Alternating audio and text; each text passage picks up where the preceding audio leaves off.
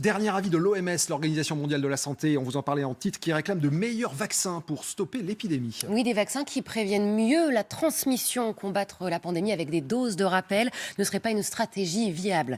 L'Organisation mondiale de la santé prévoit la contamination de la moitié des Européens d'ici 2 mois, ce qui pourrait être encourageant pour l'immunité collective. Antoine Bourdarias. More than 50% of the population in the region will be infected with Omicron in the next 6 to 8 weeks. Et si cette propagation fulgurante du variant Omicron, annoncée par l'OMS, pourrait enfin être une bonne nouvelle, car quelques semaines après son apparition en Afrique du Sud, les données convergent sur au moins 2 points. Omicron se propage certes beaucoup plus vite, mais il provoquerait des formes bien moins graves de la maladie. Pour l'Agence européenne du médicament, après cette vague, nous pourrions même apprendre à vivre avec le Covid-19. Avec l'augmentation de l'immunité dans la population et avec Omicron, il y aura beaucoup d'immunité naturelle en plus de la vaccination. Nous nous dirigerons donc vers un scénario où nous serons plus proches de l'endémicité. Alors que les États-Unis viennent d'enregistrer un nouveau record avec 146 000 hospitalisations dues au virus, le médecin en chef de la Maison-Blanche, lui aussi se montre optimiste sur l'issue de cette nouvelle vague. Nous n'en sommes pas au point où nous pouvons dire de façon acceptable « vivons avec », mais je pense que nous y arriverons. L'OMS a estimé en revanche que pour lutter contre les prochaines vagues, les doses de rappel des vaccins actuels n'étaient pas une solution viable. Il faudrait désormais des vaccins qui protègent mieux contre la transmission du virus. Et c'est dans ce contexte sanitaire que l'école va exprimer son ras-le-bol demain dans toute la France. Ce sera un mouvement de grève totalement inédit de par son ampleur. Près de 3 enseignants sur 4 ne feront pas cours en primaire et la moitié des écoles pourraient fermer leurs portes. Ils n'en peuvent plus de tous ces protocoles sanitaires. Les principaux syndicats appellent à une journée blanche et demandent aux parents de ne pas scolariser leurs enfants. Comment allez-vous vous organiser d'ailleurs? On vous a posé la question. Je vais faire un télétravail. Eh bien, je vais prendre mes dispositions et puis embaucher la nounou, elle va venir nous aider. Voilà. Donc moi, en ce moment, je n'ai pas forcément ce problème-là vu que je suis en congé parental. Donc les 2 enfants seront avec moi et on va rester à la maison puis faire classe, rattraper un petit peu de cours qu'ils ont forcément manqué vu qu'ils étaient en cas contact évidemment en début de semaine. Voilà. Autre sujet, mais autre rassemblement symbolique, celui des salariés de l'usine SAM qui se situe dans l'Aveyron. Ils manifesteront devant Bercy aujourd'hui. Ils ont décidé de quitter Decazeville pour Paris afin de rendre encore plus visible leur colère. Xavier de Giacomoni. Une quasi-friche industrielle balayée par un vent glacial. Decazeville dans l'Aveyron, du charbon à l'acier, une terre de résistance emblématique de la désindustrialisation. 60 ans d'histoire de fermeture, des hommes abandonnés.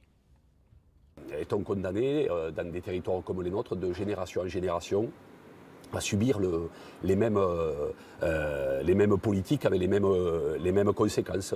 Il restait la SAM, la société aveyronnaise de métallurgie. 350 employés, ils produisaient des pièces pour Renault. L'usine est occupée depuis 45 jours. Leurs grands-pères, les mineurs de fond, avaient tenu 60 jours avant de se résoudre à la fin du travail. Tous les 30 ans, il y a un effondrement au niveau des industriels. Ça a forgé une mentalité de lutte et une volonté de continuer à vivre et travailler ici, au pays. Dans le centre de Decazeville, quelques slogans pour soutenir la SAM qui va fermer.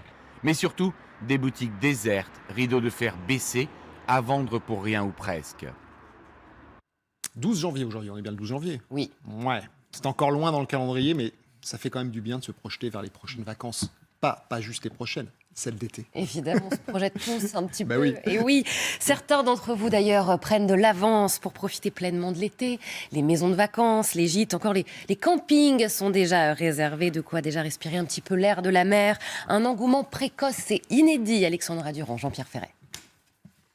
Dans ce camping du Var, 40% des places sont déjà attribuées pour juillet et même 60% pour août, en raison de promotions, mais pas seulement. Par rapport à l'année dernière, on a une progression des réservations de près de 20%. On a des gens qui n'ont pas pu venir l'année dernière puisqu'on était complet, donc qui s'y prennent un peu plus tôt.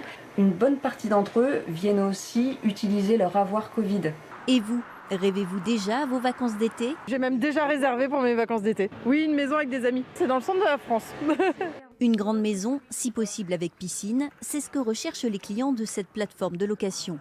Sur les 6500 offres du catalogue, 32% ont déjà trouvé preneur pour cet été, soit 25% de plus qu'en janvier 2019. Les comportements changent. Je pense que la clientèle aussi française se remet un petit peu en question de se dire, bon, si je veux trouver le produit en adéquation, peut-être qu'il faut que je m'y prenne bien plus tôt. Et tant mieux, parce que ça nous permet de préparer plus en amont nos saisons. Les destinations restent les mêmes. Comme d'habitude, Côte d'Azur, Aquitaine, Bretagne. En Europe, l'Italie, la Croatie et l'Espagne sont les destinations les plus demandées en ce début d'année.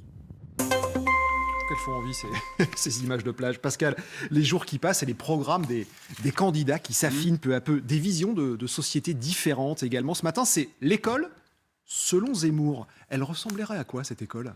Alors, il y a ce qu'on voit immédiatement quand on pousse la porte d'une salle de classe, c'est des élèves avec des blouses. Bon, moi, je fais partie des jeunes gens, vous aussi, j'imagine, pour partie, qui avaient suivi une scolarité au moins en primaire avec une blouse. Je me rappelle de mes instituteurs, je me rappelle encore aujourd'hui. Pas à tous les cours.